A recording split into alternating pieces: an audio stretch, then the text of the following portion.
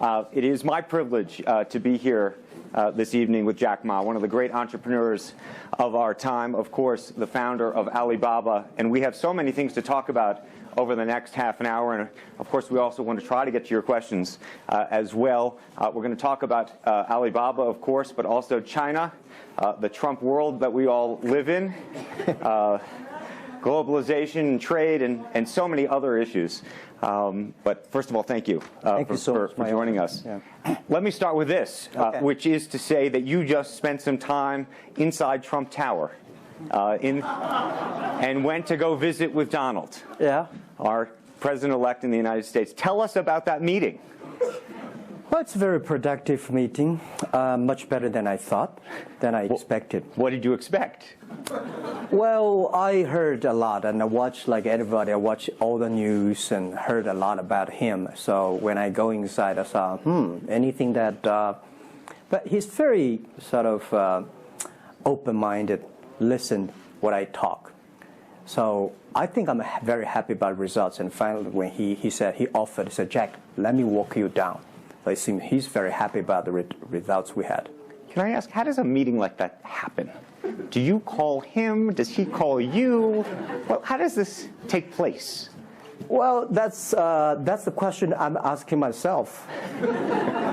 Because someday I got some requests from people say, Jack, do you want a meeting the president-elect? I say, is that true or not? Because I'm not ready for that. Because I don't know what to talk about.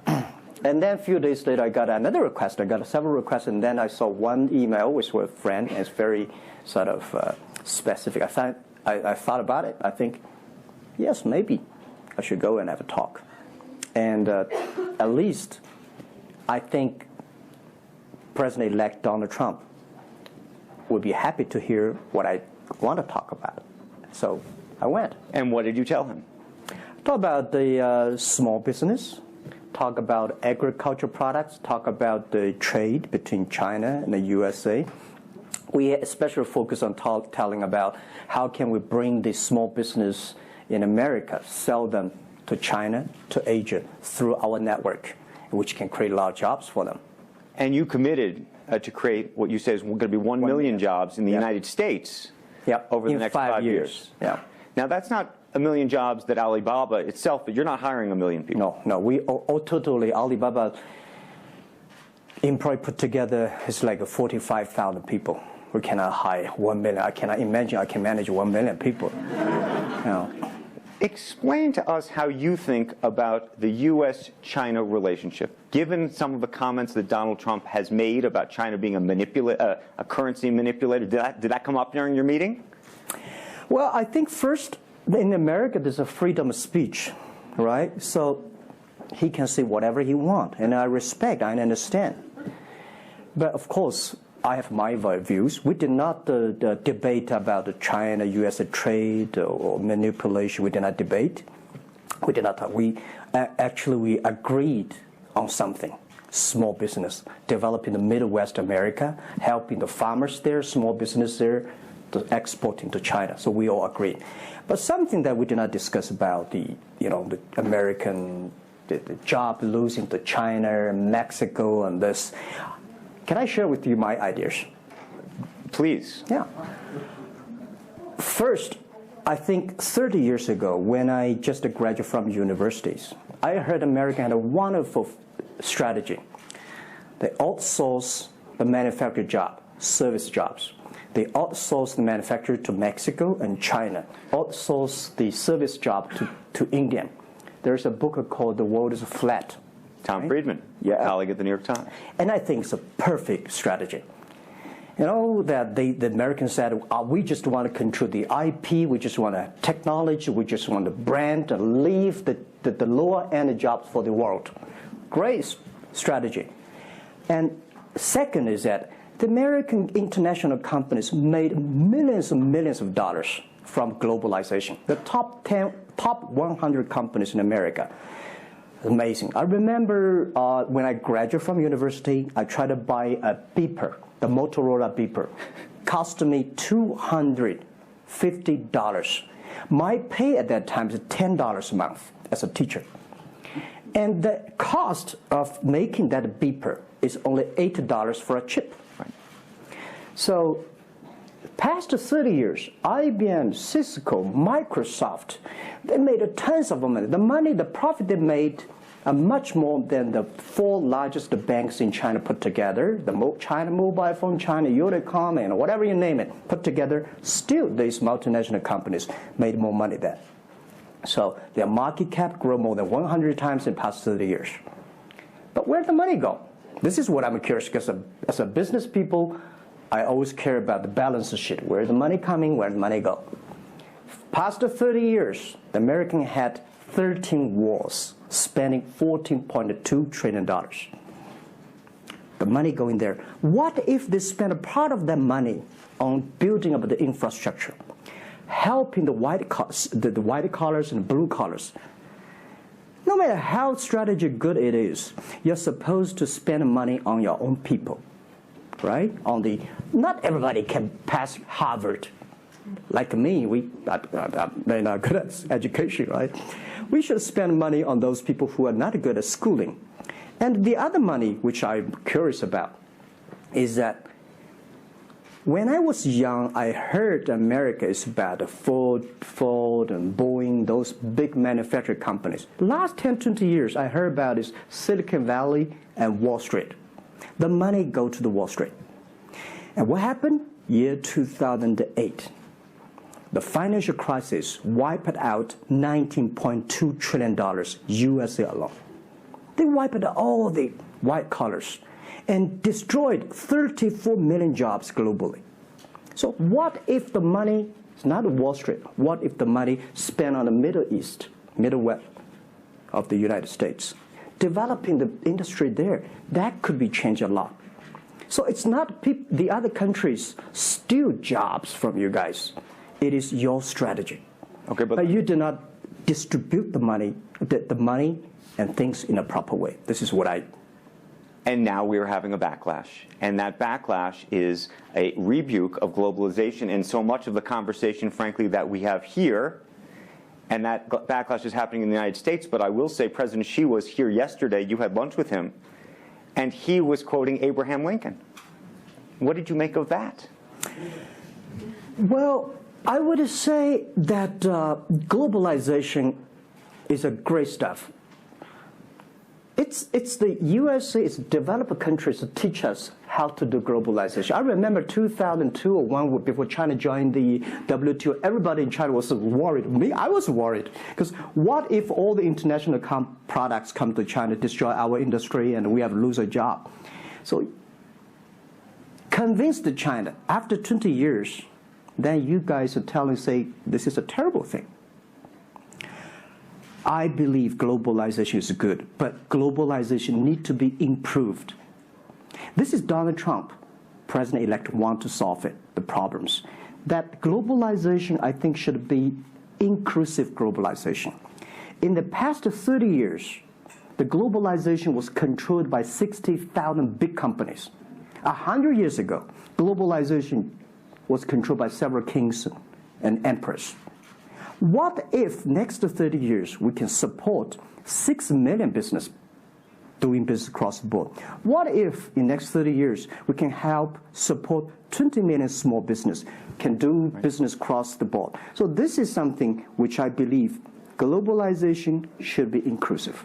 And do you think that the words of President Xi will happen in reality, which is to say that China has largely acted on its own behalf for many, many years, and now is effectively saying that the U.S. needs to continue acting on everybody else's behalf?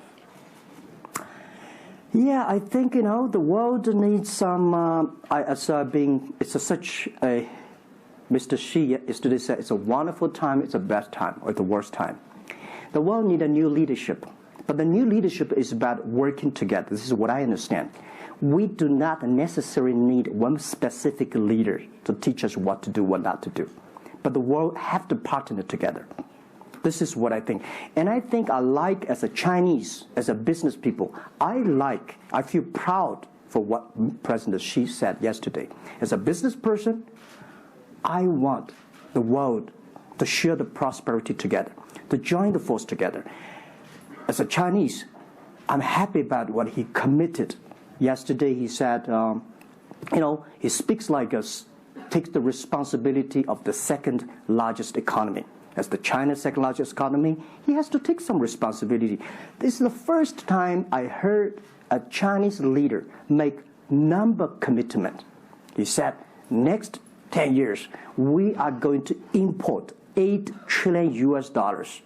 This make me feel excited because China is transforming from exporting to importing. If there's a concrete number, if we can fulfill it, this is going to be huge change to the China and to the world. But don't you think that it's easier today for China to be interested in globalization because of the benefits that can accrue to China because you're continuing to develop than it is for countries that are, quote unquote, developed? Well, first, the WTO rule is not designed by China. It's not made by China. I would say there's something that I want to change. The WTO is designed, a lot of rules designed for big companies in the past 30 years, and only big companies can do it. And China definitely benefit a lot from opening. I think China should learn one thing, that we grow in the past 30 years. It's because we open to the world. If we continue to open to the world... Not fully. Okay. An American business that wants to effectively go into business in China has a very difficult time, has to partner effectively with a company that's there already. This is why I said China has problems too. The world has problems. And China definitely has a lot of problems. China should open, should be more confidence. This is what I feel yesterday. I feel the confidence of Mr. Xi that he is ready to open more to the world. This is what I suggest, that we should solve the problem by business community, right, by negotiation. WTO, China joined WTO for like 20 years or 70 years. I don't know the number, but the past 2 years, that I think we as a business, we as a country, we as the world, we have to review something. Right. But not because unbalanced things, we stop it. You've been calling for something called EWTP. Yeah. What is that? This is what I would talk about, is that the WTO was great, but they mainly designed for developed countries, big companies. There's no opportunity for small business. We want to build up an electronic world trade platform to support young people, small business, thanks through mobile phones, internet, they can sell and buy across the board. And the other thing is that WTO is a very interesting organization. When you put the Doha round, when you put 200 government officers in one room, ask them to agree on something, it's impossible. I can never imagine that they can agree on something together. Business should be designed by business people. So we believe EWTP should be something that the business people sit down together, agree on something, negotiate on something, and get endorsement from the government. I want to talk a little bit about Alibaba and the model itself, because I think for many in the West, if you will, they don't necessarily understand it. And to the extent that the extent that I could try to compare it to Amazon, which I know you think is an unfair comparison, one of the things that's so fascinating to me is that Amazon and Jeff Bezos have pursued what might be described as a very asset-heavy business model. They're buying airplanes. They want to own the entire supply chain from beginning to end. And Alibaba has effectively an asset-light business. It is very much, in terms of the retail piece of this, the opposite. You don't want to own the warehouses. You don't want to own the logistics companies. How do you think about that? Is Jeff Bezos right, or are you right? And is there going to be a meeting in the middle? I hope both are right. And because the world can never have one model. If the world has only one correct model, the world is too boring. Right? We need to have all kinds of models. And the people who do the model should believe in the model. And I believe what I do. Right? The difference between Amazon and us. Amazon is more like an empire. Everything they should control themselves, buy and sell. And our philosophy is that we want to be an ecosystem. Our philosophy is to empower others to sell, empower others to service, making sure the other people are more powerful than us. Making sure with our technology, our innovation, our partners, our 10 million small business sellers, they can compete with Microsoft, IBM. Our philosophy is that we think using internet technology, we can make every company become Amazon. Remember one thing. Today, for our sales, our GMV last year is more than 550 billion US dollars. To hire people deliver for us, we need 5 million people. So how can we hire 5 million people deliver things for us to deliver the things we sold? The only way we do is empower the service company, logistics companies, making sure they are efficient, making sure that they make the money, and making sure that they can hire more people. But without owning the whole chain, can you do it as effectively? The idea that you're watching Amazon being able to deliver things now within hours, literally. We made 125 cities deliver within 1 day last year. Imagine, 10 years ago, deliver one thing from Beijing to Hangzhou takes about 8 days. Now you can deliver things from Beijing to Inner Mongolia, some city, within 12 hours. It's improving. You can never expect these things happen within 24 hours. We have patience. So I think, can you imagine that within the 11/11 Singles Day, we sold $17 billion. And by delivering more than 600 million packages within 3 days. This is happening. And this is what we feel proud of. It's not how much money we make. It's not how powerful we are. We think because of the technology, we can make the technology very inclusive, that every small companies can use it. This is my dream. Because I started my first business in 1992 in China as a small business. In order to borrow money, 5,000 US dollars from a bank, took me 3 months to acquire, still failed. So difficult to be a small business. Today, with the technology, we can empower them. This is something I want to do.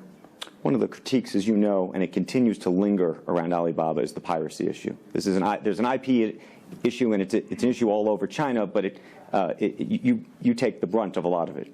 Yeah. How much progress have you made in your mind, and how do you think about some of the regulatory bodies in other countries, including the U.S., that continue to criticize Alibaba for these issues?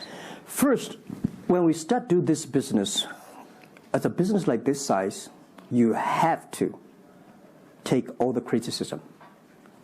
You have to listen what is right, what is wrong. And second, as an e-commerce, when you put 10 million small business, empower them to sell. We do not like Amazon buy. We cannot check. Even when you buy $55 trillion or $550 billion, you cannot check every product. So the model itself and the e-commerce itself may have a lot of these flaws. And third, I would say in the past 17 years, we are the leader of this anti-privacy issues, the IP, protect the IP. But the second, we are internet companies. We do not have the law enforcement. We find this guy is selling cheap, fake products. We delete them. We cannot arrest them. But we made huge progress. Last year alone, we put 400 people into jails. We deleted 370 million fake products listing on our site. I would say we are the leaders, and we are using the big data to check who's buying, who's manufacturing, who's selling, what is the address. So now I'm happy about the whole world, especially China, all the government organization, start to realize the issues. So I would tell you, good thing is that today, when you go to those criminal group, which I call them criminals, those fake products manufacturers, sellers. You've praised the quality, though, of some of these. I would talk about it later, all right? Those criminals said they can go anywhere but not Taobao and Tmall, because using our data, we trace where they are, who they are, what's the address, what the amount. And we will deliver this to the police station and working with them to arrest them. The quality issues is something I want to share with people. It's not by praising the fake products. I want to say that for so many years, those branded companies, you have to be very careful, because the fake products, their quality improving is scary. That is the difference between us. Because when you find guys, the thing that people said, this is fake. And you have to find people, you have to find a third-party institution to check it is fake or not. We find sometimes the quality is better. And I tell you, another thing is even scary. There's one branded company. He said, we are selling fake products. We check everything. There's nothing wrong. So we say, what is wrong? So we buy the products from his flag shop and deliver to them. They say, it's a fake. You know what I'm saying? Yep. We buy things from the flag shop of this brand and deliver back. It's the fake products, they say. So it's a bit confusing. Right. This is fighting against the fake products. It's the war against the human greediness. It's not easy. You cannot finish it, but you have to continue to fight. And I want to say we put 2,000 people, 1 billion RMB every year fighting against that. It can never finish the war within 2 years. But I'm happy. Whether people criticize me, criticize us, the most important is that we are happy about the progress we made. Right. But if people praise me, so, when people say, Jack, you're wonderful, I know I'm not wonderful, right? Oh, Alibaba's great. We are not great. We are just a 17-year-old company. But when people say, you're doing nothing, no, we are doing a lot of things. But you don't have to argue. You don't have to debate. You do what you believe. One of the things you mentioned was using big data on the piracy side, but the other thing that you're using a lot of that big data to do is provide credit and effectively banking the unbanked. And what's so fascinating to me, and I hope you'll share it, is we've talked about the Sesame credit. Yep.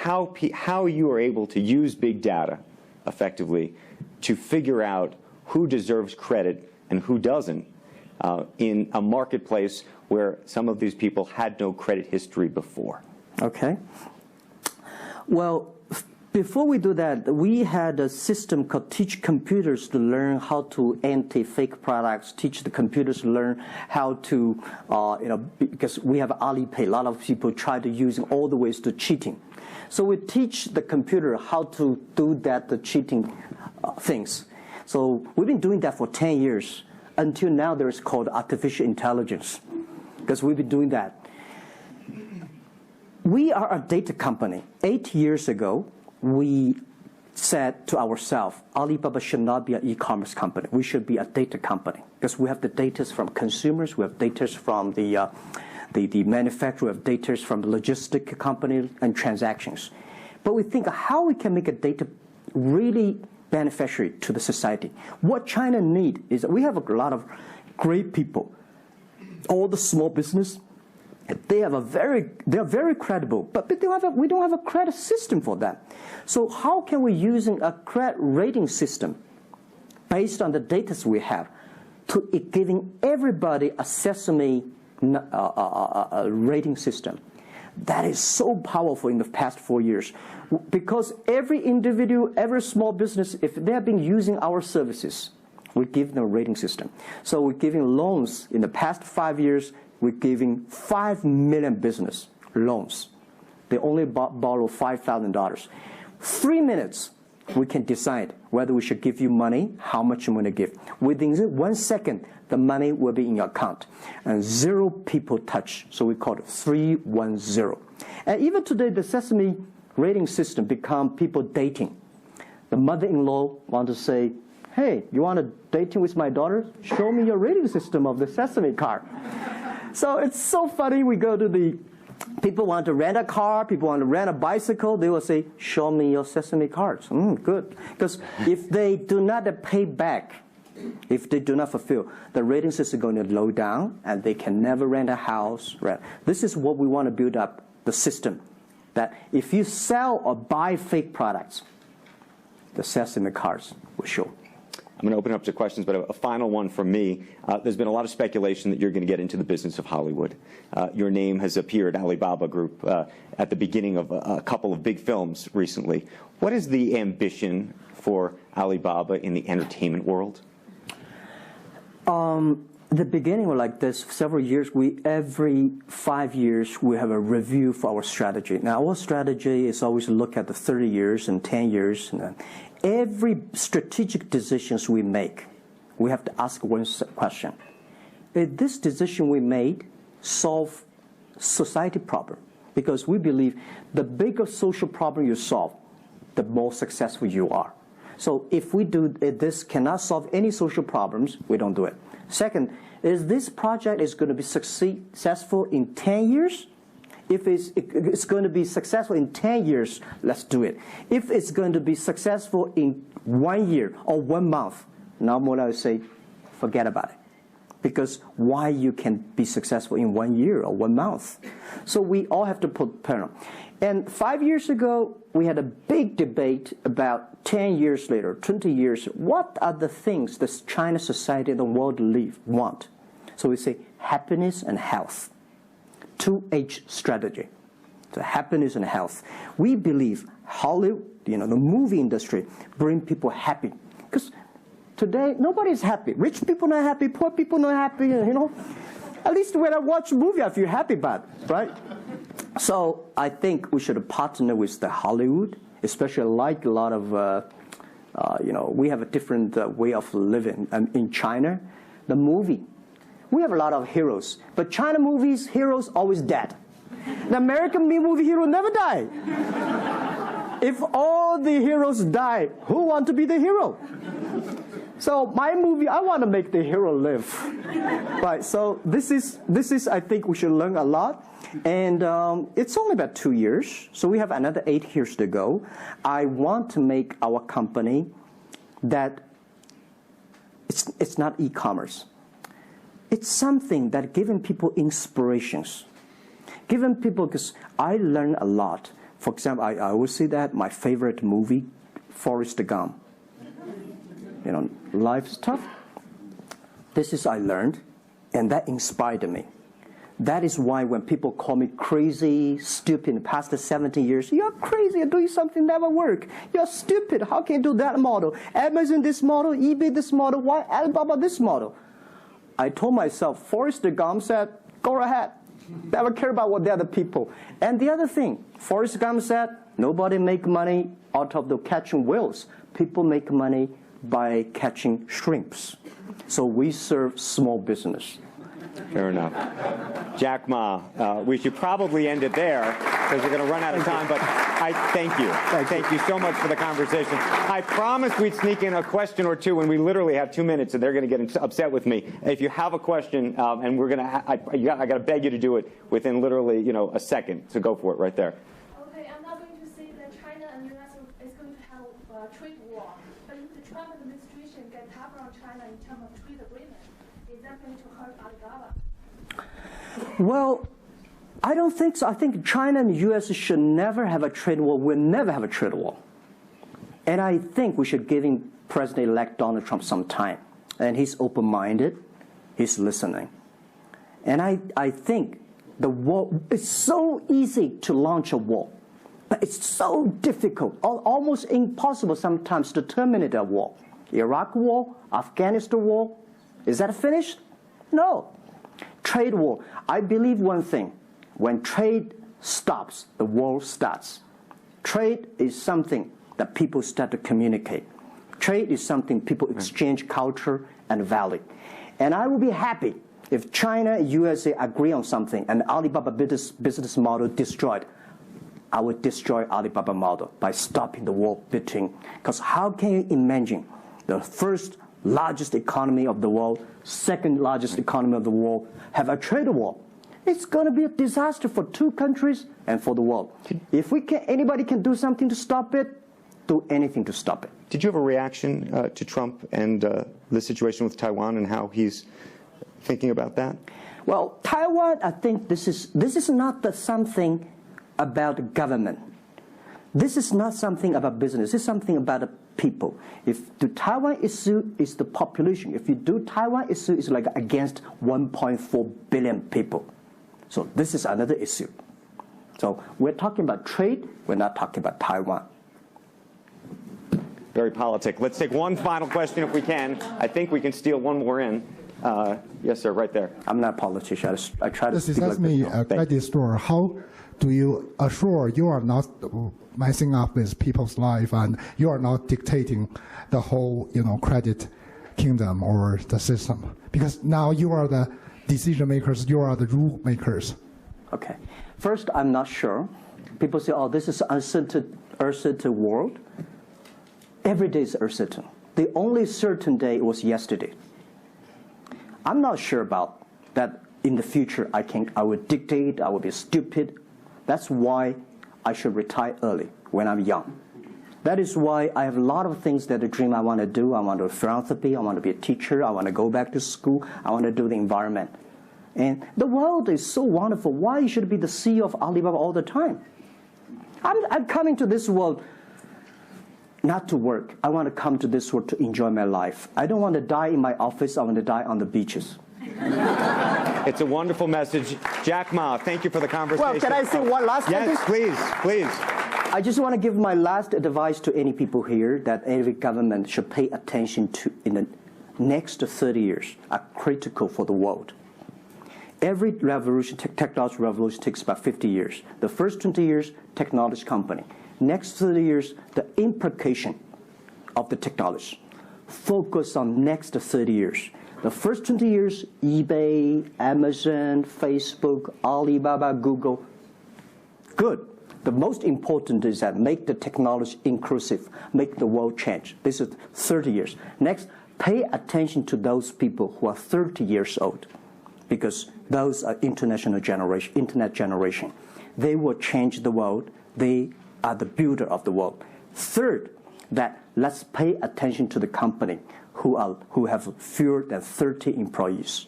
So 30 years and 30 years old and 30 employees. That can make the world much better. Jack Ma, thank you very, very much. Thank you. Thank you. Thank you. Really appreciate it. Thank you. Thank you.